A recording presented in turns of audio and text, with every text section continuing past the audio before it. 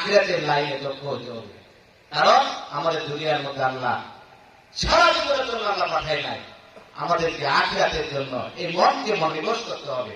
আল্লামা সাঈদী রাহিমাহুল্লাহ উনি একটা ঘটনা বলেছেন যেটা আমার এখনো পর্যন্ত মনে আছে, আলহামদুলিল্লাহ, যে একজন দার্শনিক ছিলেন। সেই দার্শনিক ব্যক্তি তার মাথার ভিতর তো দর্শন শুধু গিজগিজ করে। সে নৌকার মধ্যে উঠছে, নৌকা পাড়ি দিলে নৌকা পার হবে, কিন্তু নৌকার মধ্যে সে কথাটা বলে থাকতে পারে না। কথাটা বলে যার সাথে মাঝি ছাড়া আর দ্বিতীয় কোন ব্যক্তি নাই। এখন তিনি মাঝি ভাইকে বললেন, মাঝি ভাই,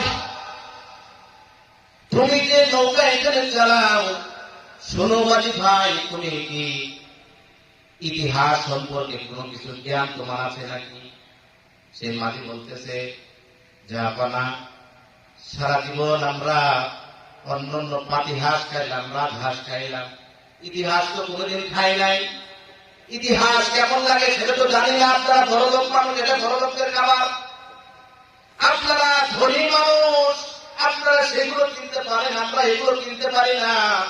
আমরা চিতাহাস, রাজহাঁস এগুলো খাই, কিন্তু ইতিহাস তো জীবনে খাই নাই। এখন ওই দার্শনিক বলতেছে, সর্বনাশ, ইতিহাস আবার খাই নাকি? এটা আবার কোন কথা? হে মাঝি ভাই, ইতিহাস আবার খাই নাকি? আমি তো সেটাও জানি না। বাচ্চা, সেই সাবজেক্ট আমি বাদ দিলাম। শোনো, ভূগোল সম্পর্কে তোমার কোনো জানা আছে নাকি? ভূগোল এটা কি বুঝো? ভূগোল কি জিনিস? স্যার আমাকে শুধু শুধু শরম দেন, লজ্জা দিতেছেন, কারণ আমি তো ভূগোল জিনিসটা খাই নাই। তো ভূগোল আবার কি খাওয়ার জিনিস নাকি? স্যার এটা তো আমি জানিও না, বড়লোকদের খাবার খাবার হইতে পারে, এটা আমার সামনে বলে কোনো লাভ নাই। আমরা গরিব মানুষ, মাটি মানুষ, সামান্য এই নৌকা চালায় খাই, আবার এগুলো বড় লোকদের খাবার কেনার টাইম আমার কাছে নাই। এই কথা বলার পরে সে তো জ্বালাই করে বলল যে, মাঝি, তোর জীবনের তো 12 আনাই শেষ করছো, কারণ তুমি ইতিহাস জানো না, ভূগোল জানো না। মাঝি বলতেছে, আসলে আমার জীবনটা 12 আনাই মিশা।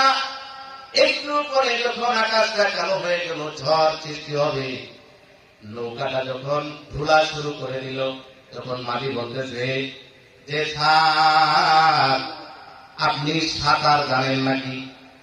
কেন সাঁতার জানলো কেন? কারণ ঝড় হইতে পারে, বাতাসে নৌকা উঠতে যাবে, তখন নদীর সাথ দিয়ে আবার উপরে উঠতে হবে, আপনি কি সেটা জানেন নাকি? না, আমি তো সাঁতার জানি না। স্যার আমি ইতিহাস না জানি না, ভূগোল না জানি না, আমার জীবনের 12 আনাই তো শেষ করছি।